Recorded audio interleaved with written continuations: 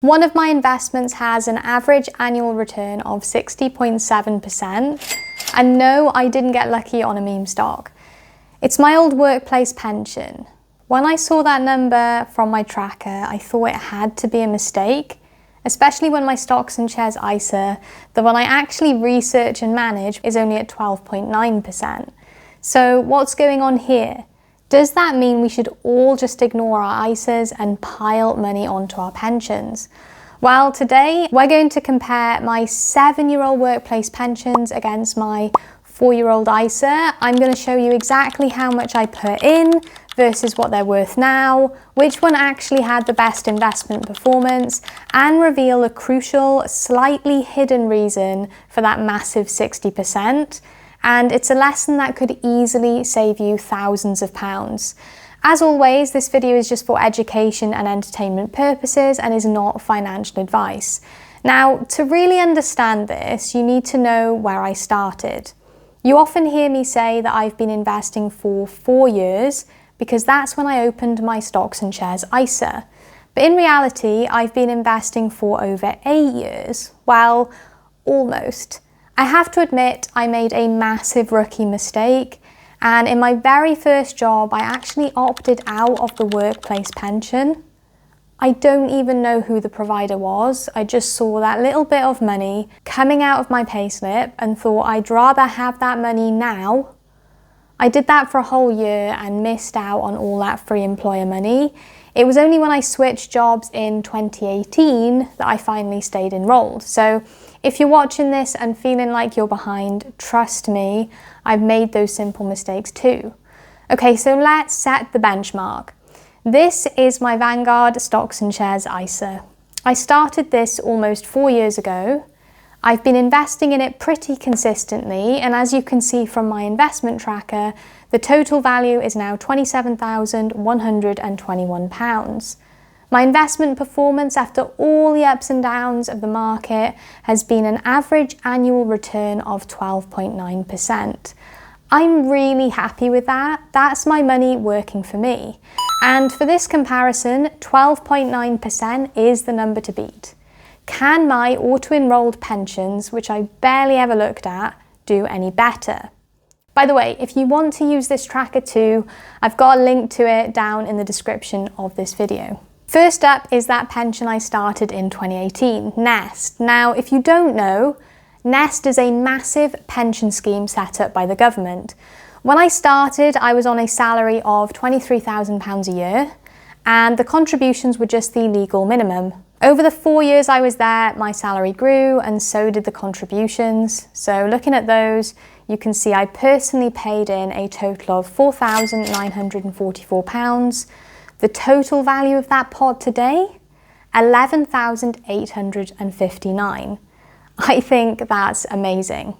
My tracker shows that's an average annual return on my money of 18.6%, and it's already beaten my ISA.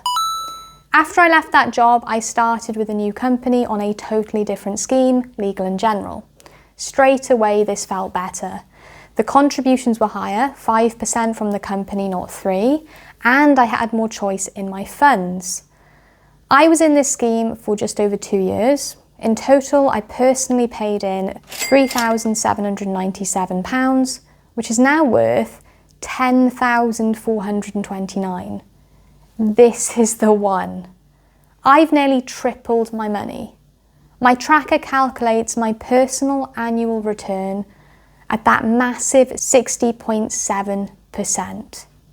Case closed, right? My 60.7% pension return completely destroys my 12.9% ISA return.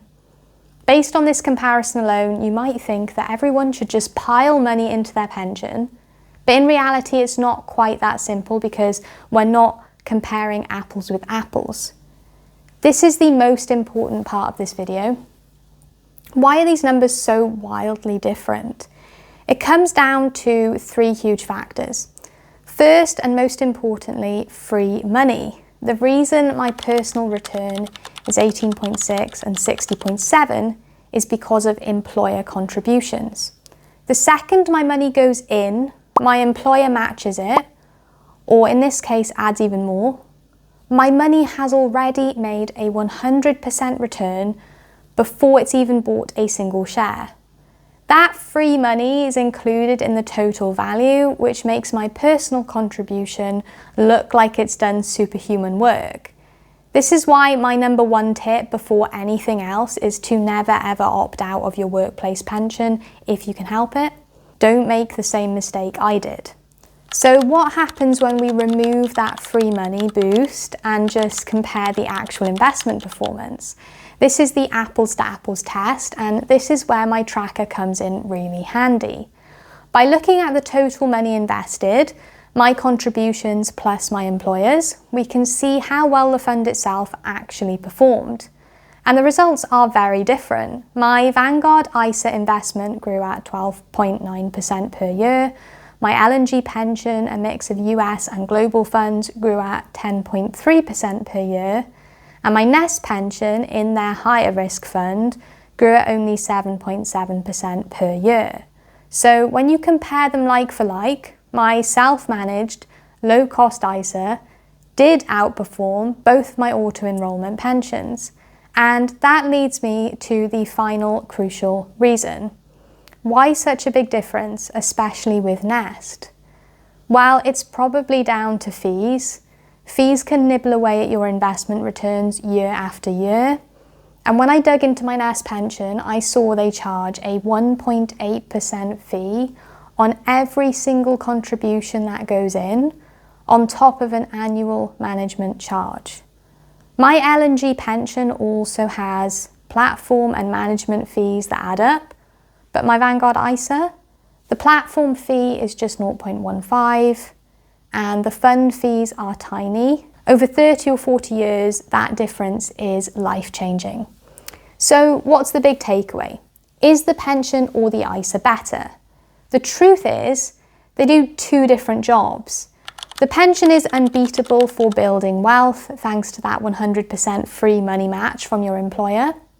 Its one downside is that your money is locked away until you're much older, currently 57, and it might be taxed when you take it out. The ISA is fantastic for flexibility. The money you put in has already been taxed, so every single penny of growth is yours, completely tax-free, and you can access it at any time. This makes it amazing for goals like maybe a house deposit or retiring before you're 57. The other big factor we've spoken about is the platform you're on. After running these numbers, I'm probably going to transfer at least my Nest pension into a SIPP, also known as a self-invested personal pension, which lets me keep all the tax benefits and that pension status, but I can move it to a low-cost provider, just like my ISA, and choose my own low-cost global funds. Secondly, I'm continuing to invest in my ISA for that flexibility. And honestly, the perfect strategy for most people is probably to do a bit of both. At a minimum, try to contribute enough to your workplace pension to get the full employer match. And then you can consider putting any extra investment money into a low-cost stocks and shares ISA. So as you can see, the performance difference is massive. And the reason for this gap isn't just about fees, it's because of several big mistakes I made with my investments over the last 7 years. In my next video, I'm going to walk you through exactly what those mistakes were and the simple plan I'm using to fix them. Thank you so much for watching, and I'll see you in the next one.